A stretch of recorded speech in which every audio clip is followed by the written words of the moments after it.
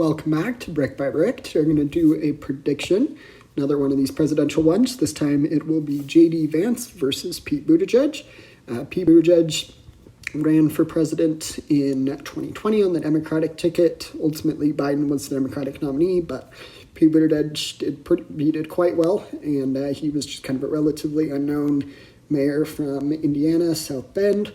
But since then, he was able to serve in Biden's cabinet. He got a prominent position as the transportation secretary. And he's not the top contender for the 2028 Democratic nominee, but he's definitely one of the contenders. So today we're going to be going through a prediction of a possible matchup between J.D. Vance, who's most likely the Republican nominee in 2028, versus a slightly less likely nominee. In this case, it is going to be Pete Buttigieg. So this is a map of the 2024 election without the swing states characterized yet. Which is why some of these seem a little bit more advantageous to the Republican Party, like in New Jersey, where Trump did better than many people were expecting. And I'll classify New Hampshire later. It might end up being in that column, but for now we're going to get rid of all the tilts.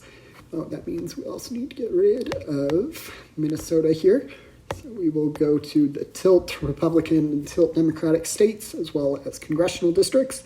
And we'll be going with those two candidates in mind. So we will start out on the West Coast. So on the West, we have the blue wall there. Well, it's not, the red wall is the one in the middle of the country, but the blue coast with Washington, Oregon, and California.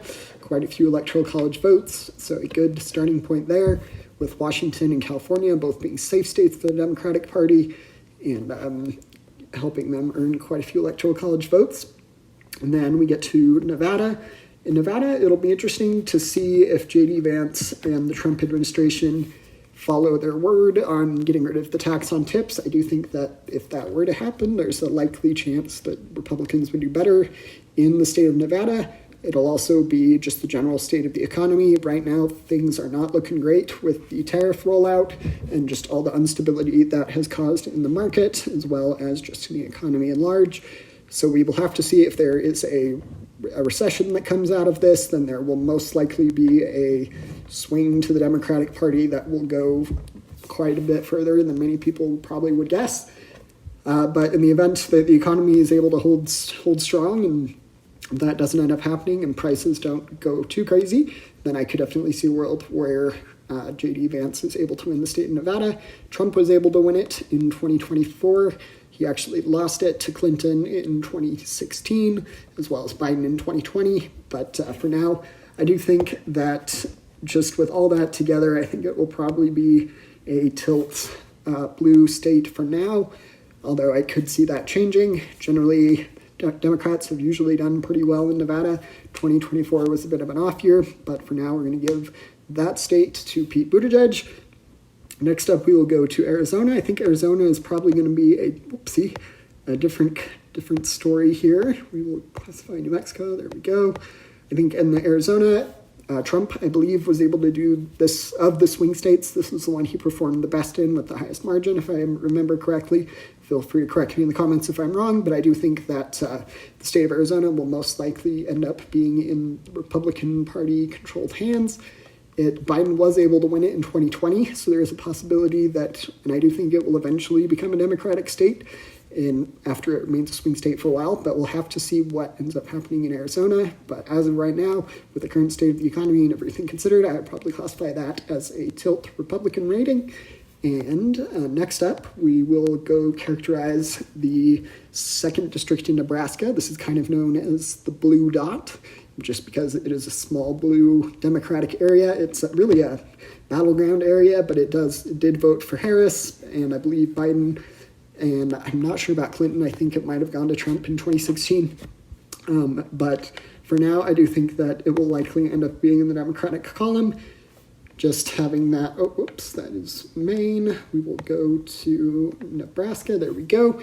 And then that other congressional district is likely Republican, but the area, basically Omaha and the kind of nearby surrounding area, is likely going to vote Democrat, although definitely a possibility things could switch in the event of the economy doing well, or there's really just way more factors than there is even potential to consider before the election. This is a very early guess, so we're just doing with the information we have now. But I do think with that in mind, it would probably end up being in the tilt Democratic column. Then we will go up to the state of Minnesota. Democrats have been able to win the state for quite a while. It's one of the longest streaks of Democratic-held power in the presidential level. Clinton was even able to win it, even though she lost the 3 Rust Belt states of Wisconsin, Michigan, and Pennsylvania. We will get to those states later, but for now, I'm going to give the state of Minnesota to the Democratic Party, Pete Buttigieg in this case. Next up, we'll go down south to the state of Georgia. In Georgia, I think it is going to be a close call.